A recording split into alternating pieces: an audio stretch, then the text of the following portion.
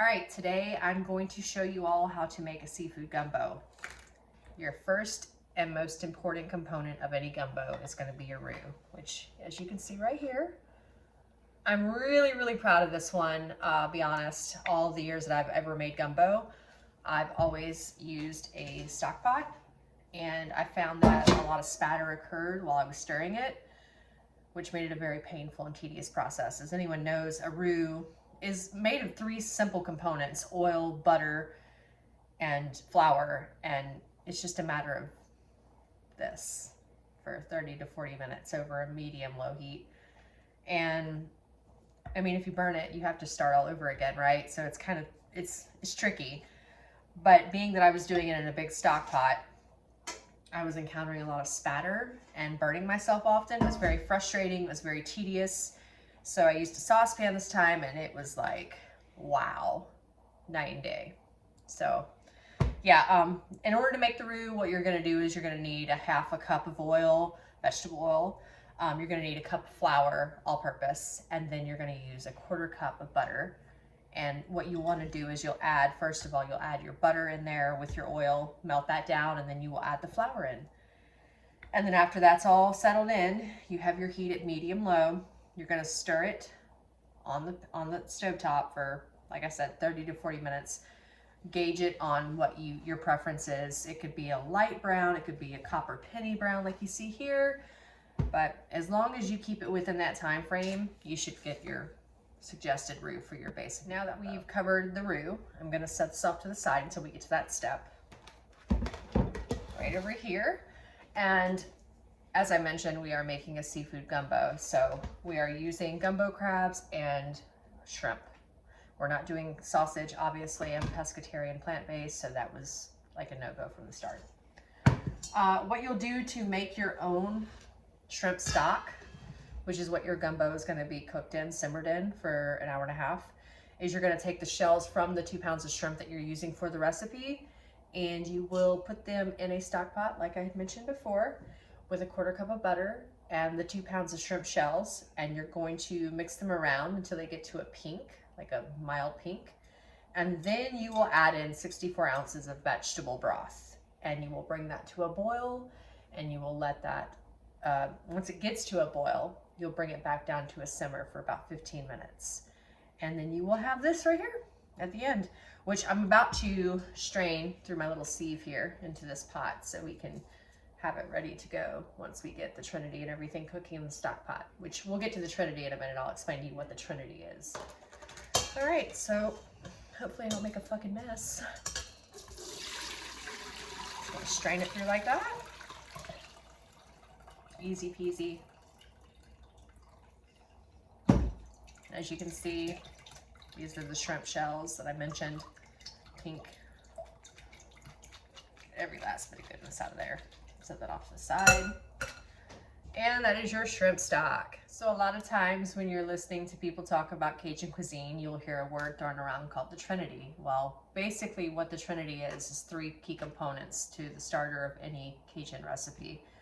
Right here I have, this is a celery bell pepper mix. It's 2 cups worth.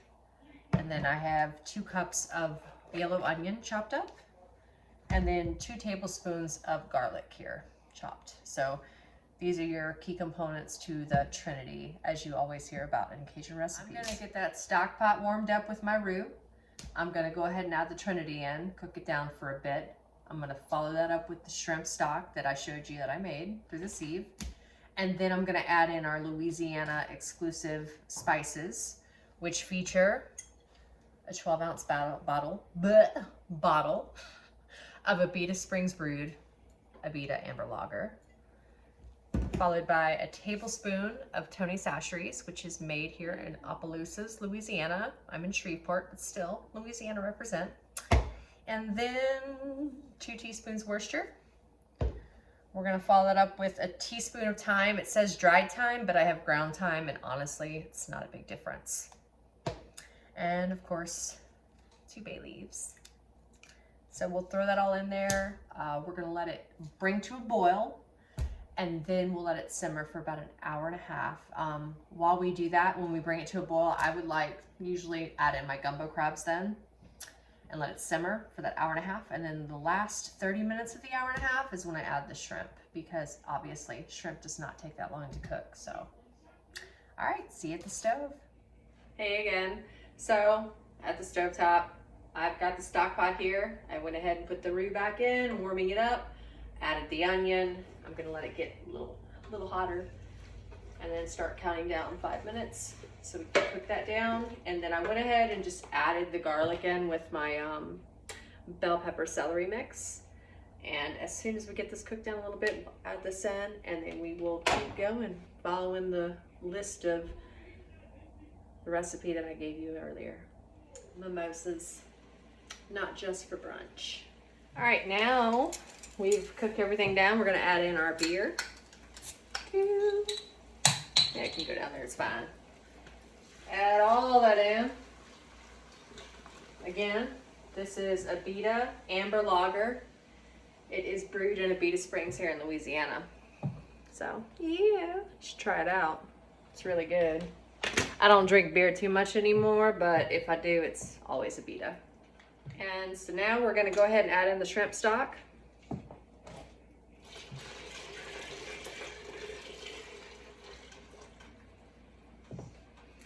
Followed by the seasonings I mentioned earlier, the thyme, your Worcestershire, and your bay leaves.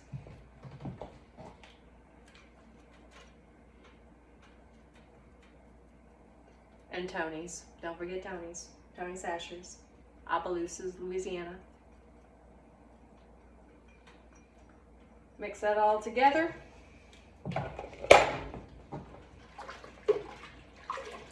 And then we're going to bring it to a boil.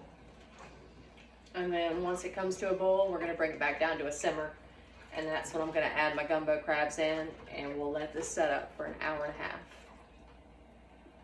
Well, the stock pot is about to boil with all the ingredients in there. These are the gumbo crabs that I've been mentioning this whole time. I'm going to add them in, and once all this comes to a boil, we're going to bring it down to a simmer and let it set up for about an hour, and that's when we'll return to add our shrimp in for the remaining 30 minutes. Flash forward, it's an hour later. Outfit change. It's getting late. I want to get comfortable. Gumbo crabs and everything has settled in. I'm going to go ahead and add the shrimp in now and let it cook down for 30 more minutes. And then we'll turn the heat off and add 2 teaspoons of that gumbo filet in that I told you about. Sassafras root here. Most of the time people have okra in their gumbo. I've never been a big fan of that. And then also people who add tomatoes in their gumbo. No, that's sacrilegious. So if you don't have okra in your gumbo, I recommend that you do this at the end after you turn the heat off, taking it off the stove, and like I said, 2 teaspoons. Thicken it up.